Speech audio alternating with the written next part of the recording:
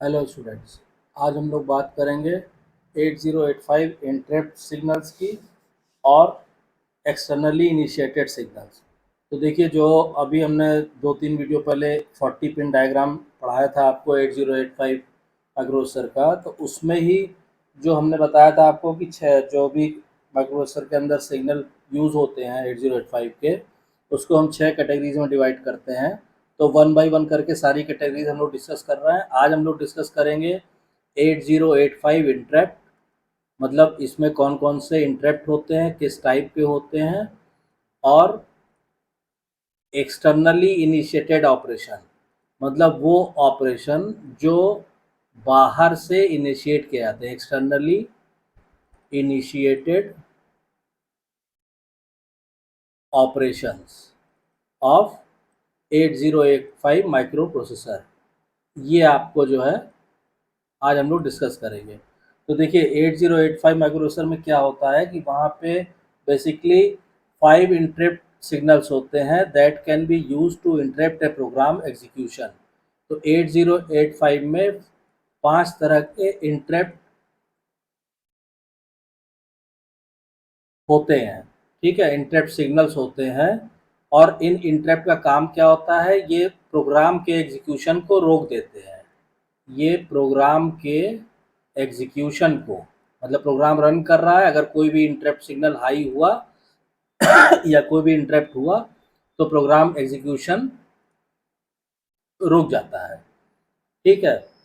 One of the signal INTR interrupt request is identical to the 808A microprocessor interrupt signal INT.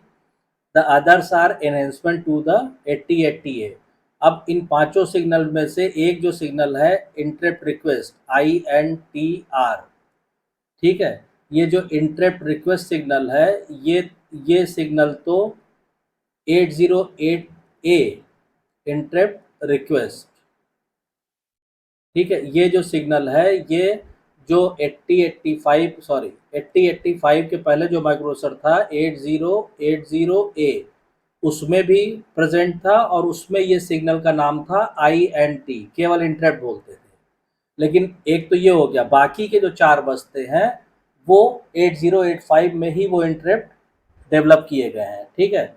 The microprocessor acknowledges an interrupt request by INTA acknowledge signal, मतलब जब भी कोई interrupt generate होता है तो interrupt signal high होता है, तो फिर माइक्रोप्रोसेसर INTA ये जो इंटरप्ट एक्नॉलेज सिग्नल है, इससे एक्नॉलेज करता है कि हाँ इंटरप्ट हो गया है, प्रोग्राम रुक गया है, ये हमारे पास इंफॉर्मेशन आ गई है, ठीक। और तो ये तो 5 इंटरप्ट सिग्नल हो गए जो एक्सटर्नली इनिशिएटेड हो गए। इनके अलावा जो 3 एक्सटर्नली इनिशिएटेड सिग्नल है, एक तो है आपका रीसेट, दूसरा है आपका होल्ड, और तीसरा है रेडी।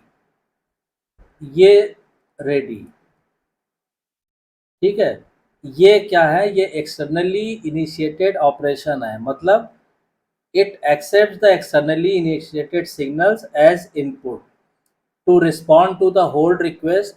यानी अगर होल्ड रिक्वेस्ट मान लीजिए जनरेट हुई है तो 8085 क्या करता है, उसके रिस्पॉन्स में the 8085 has one signal called HLDA। जब देखिए होल्ड सिग्नल हाई होगा या होल्ड करने को बोला जाएगा तो माइक्रोप्रोसेसर फिर उसको एक्नॉलेज करता है, किससे, HLDA सिग्नल से, मतलब कि हाँ we have received the hold request and we acknowledge it, हम इसको एक्नॉलेज कर रहे हैं होल्ड करने को। The function of these signals were very clear. The reset is again used for resetting the microprocessor.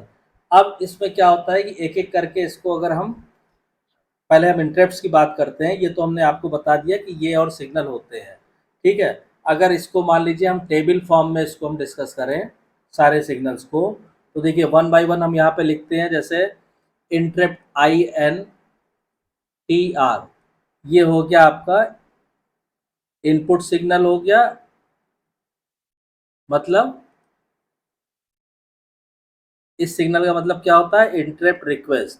This is used as a general purpose interrupt. It is similar to the INT signal of 808A, ये हम आपको बता चुके हैं। ठीक, interrupt request. दूसरा interrupt acknowledgement, interrupt acknowledge, ये क्या होता है, ये आउटपुट होता है। ठीक है, इसमें क्या होता है, इंटरप्ट एक्नॉलेज मतलब this is use to acknowledge an interrupt. कोई इंटरप्ट अगर हो गया है प्रोग्राम में तो उसको ये एक्नॉलेज करता है कि यस वी एक्सेप्ट इट।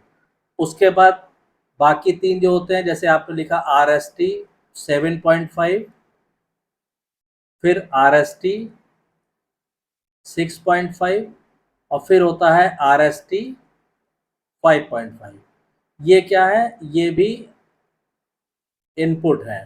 तो आर एस टी 7.5 में क्या होता है, रीस्टार्ट इंटरप्ट, मतलब these are vector interrupts that transfer the program control to specific memory locations.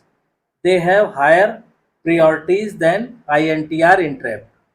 और among these three the priority order is 7.5, then 6.5, then 5.5। मतलब क्या हुआ, कि पहले तो आप देखिए कि RST इस इन इंटरप्ट्स का मीनिंग क्या होती है। इंटरप्ट्स की मीनिंग ये होती है कि they are vector interrupt that transfer the program control to specific memory location.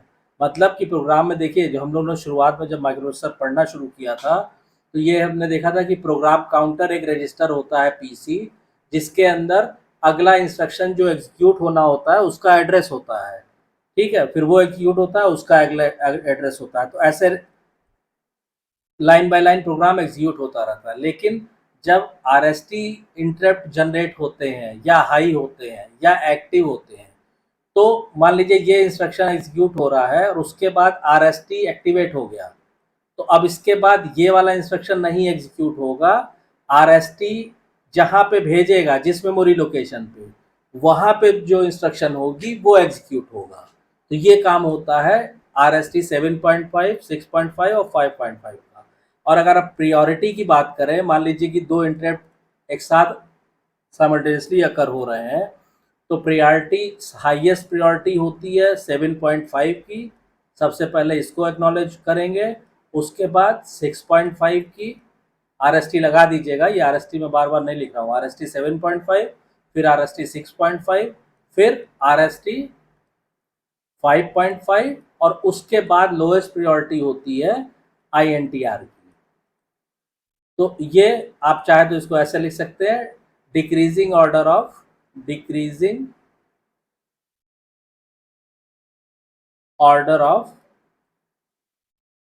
Priority, कि ये डिक्रीजिंग ऑर्डर है प्रियोरिटी का। सबसे हाईएस्ट प्रियोरिटी इसको दी जाती है, लोएस्ट इसको दी जाती है। क्लियर। तो ये होता है इंटरप्ट्स का। आपका ये आ गया 7.5, 6.5, 5.5 ये।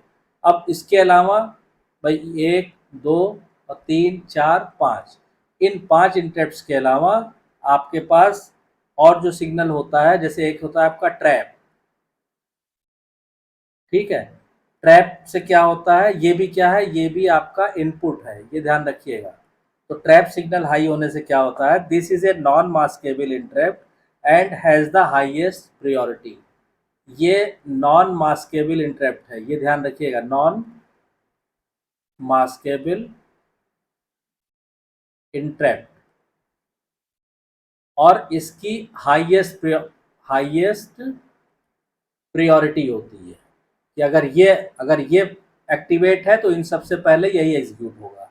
उसके बाद होल्ड, तो अभी हम लोगों ने बात किया था, दोबारा लिख देते हैं। होल्ड क्या है, ये भी आपका इनपुट है। इससे क्या होता है, this signal indicates that a peripheral such as DMA, direct memory access controller, is requesting the use of the address and data bus. देखिए, होल्ड सिग्नल तब हाई होता है जब माइक्रोप्रोसेसर कोई प्रोग्राम एग्जीक्यूट कर रहा है या कोई इंस्ट्रक्शन एग्जीक्यूट कर रहा है, उसी बीच किसी पेरिफेरल डिवाइस ने एड्रेस और डेटा बस को यूज करने के लिए अपनी रिक्वेस्ट भेज दी उसी दौरान। तो जब उसी दौरान कोई पेरिफेरल डिवाइस अपनी रिक्वेस्ट भेज देगा तो ये होल्ड सिग्नल हाई हो जाएगा। ठीक, अब उसके बाद नेक्स्ट आप आ जाइए, होल्ड एक्नॉलेज। तो ये तो ठीक है, होल्ड एक्नॉलेज, जब माइक्रोप्रोसेसर इस होल्ड सिग्नल को रिसीव कर लेगा तो वो होल्ड एक्नॉलेज सिग्नल वापस भेज देगा उस पेरिफेरल डिवाइस को कि हाँ, हमारे पास होल्ड सिग्नल मिल गया है और we are taking the necessary action. और लास्ट जो आपको बचता है वो रेडी। ठीक है, ये भी क्या है, ये भी आपका आउटपुट सिग्नल है। ये क्या होता है, this signal is use to delay the microprocessor read और write cycle until a slow responding peripheral is ready to send or accept data। अब इसमें देखिए रेडी सिग्नल की कब जरूरत पड़ती है, जब जो पेरिफेरल डिवाइस माइक्रोप्रोसेसर से जुड़ी हुई है, जो कनेक्टेड है, उसकी क्या है, उसकी स्पीड स्लो होती है और माइक्रोप्रोसेसर की स्पीड बहुत फास्ट होती है। तो डिले इंट्रोड्यूस करने के लिए तो वही बोल रहा है कि this signal is use to delay the microprocessor read और write operation cycle until a slow responding peripheral is ready to send or accept data। जब तक वो पेरिफेरल डिवाइस रेडी ना हो जाए सेंड या एक्सेप्ट करने के लिए, तब तक माइक्रोप्रोसेसर के रीड या राइट ऑपरेशन को ये डिले करके रखता है। ठीक, when this signal goes low, the microprocessor waits for an integral number of clock cycles until it goes high। मतलब जब आप इसको रेडी को लो कर देंगे तो माइक्रोप्रोसेसर वेट करेगा जितने भी क्लॉक साइकिल के लिए आपने उसको दिया हुआ है, और उतने क्लॉक साइकिल के बाद वो दोबारा हाई होगा। मतलब दोबारा माइक्रोप्रोसेसर काम करना शुरू करेगा जब तक ये रेडी सिग्नल हाई होगा।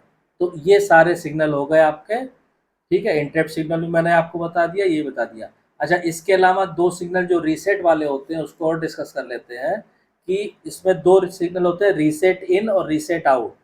तो देखिए रीसेट इन सिग्नल क्या करता है, हमने कहा रीसेट इन। ठीक है, इसका क्या यूज होता है, इसका ये यूज होता है कि when the signal on this pin goes low, जब रीसेट इन पे सिग्नल लो रहता है, the program counter is set to 0, the buses are tri stated and the MPU is reset. तो जब इस पे आप चूंकि ये बार लगा हुआ है, तो बार बार न लगा होता तो इस पे हम लॉजिक 1 पे बात करते, हाई पे बात करते। चूंकि बार लगा हुआ है, इसका मतलब कि जब इस पे सिग्नल लो होगा, ठीक है, तो सारी चीजें मतलब program counter, buses, tri stated और माइक्रोप्रोसेसर सब रीसेट स्टेट में आ जाएंगे। और जब रीसेट आउट की आप बात करेंगे, रीसेट आउट, इसमें क्या होगा, this signal indicates that the microprocessor is being reset. मतलब रीसेट आउट ये इंडिकेट करता है कि माइक्रोप्रोसेसर जो है वो रीसेट किया जा रहा है। ठीक है, और during that time the signal can be use to reset other devices. तो रीसेट आउट का मतलब ये होता है कि माइक्रोप्रोसेसर रीसेट हो रहा है और इस सिग्नल को और डिवाइसेस को रीसेट करने के लिए यूज किया जा सकता है।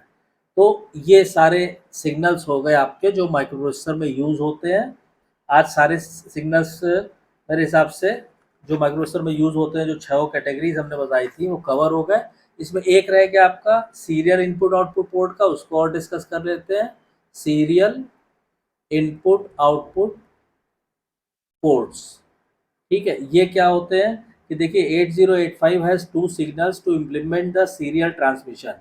पिन डायग्राम में आप देखिए, हमने वहाँ पे एक पिन पे हमने लिखा होगा SID और एक पिन पे हमने लिखा है SOD। SID का मतलब होता है serial input data, input data.